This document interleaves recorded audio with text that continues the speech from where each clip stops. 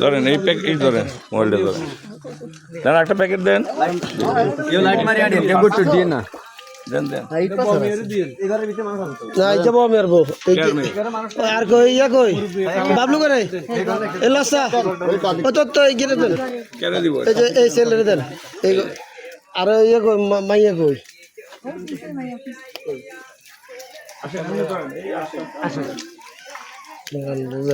লই তো ওই ইডা হলো না ওই হিন্দি দেন ওই হিন্দি ঢুকেন হিন্দি স্যার হিন্দি আসেন দেন না দেন হিন্দি যাওয়া যাবো? এই না, বাংলাদেশ সর্বজনীন দলের পক্ষ থেকে আপনাদের জন্য। ও হ্যাঁ যাওয়া যাবে স্যার, আমরা আগে যান, আমি তো ছিল এটা আস্তে আস্তে যান, সুগানের লেগে ও শুকাবের লাগে আর বান দিছে আর হ্যাঁ আইন একজন আহেন, বস্তা হলে একজন আইন দিতে হয়। আয়ক না আয়ক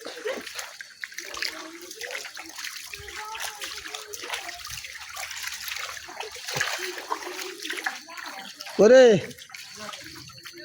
এই লঞ্চেন গো এই যে এটা খোলা আছে, প্যাকেটটা করে নিয়ে আসেন।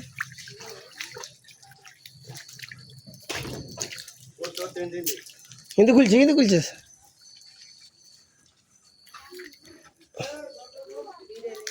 ওই কে আছে? ওই তো আছে আছে? ও, দেন দেন। দেন না দিন ওই তোলা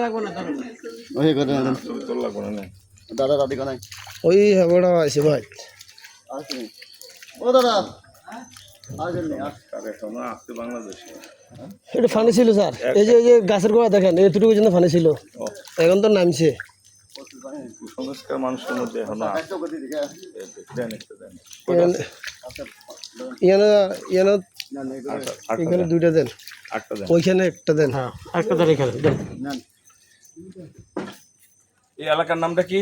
গাটার নোয়াগা, কুমিল্লা লাকসাম থানা গাটার নোয়াগা। ধরেন এটা দেন, লাকসাম থানার গাটান্ন নোয়াগা ওইখানে একটা দেন। কুমিল্লা লাকসামে গাটান্নগা গ্রামের মধ্যে আমরা আছি ইনশাল্লাহ। ওই ড্রাইভারের একটা দেন। ভাইয়া গ্রামের নাম কি? গাটার নোয়াগা নওগাঁ, লাকসাম নোয়াগা। আর আছে নি? তাহলে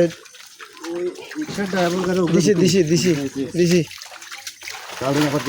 হিন্দি তাওসুম দরজাটা খোল, গেট খোলানি।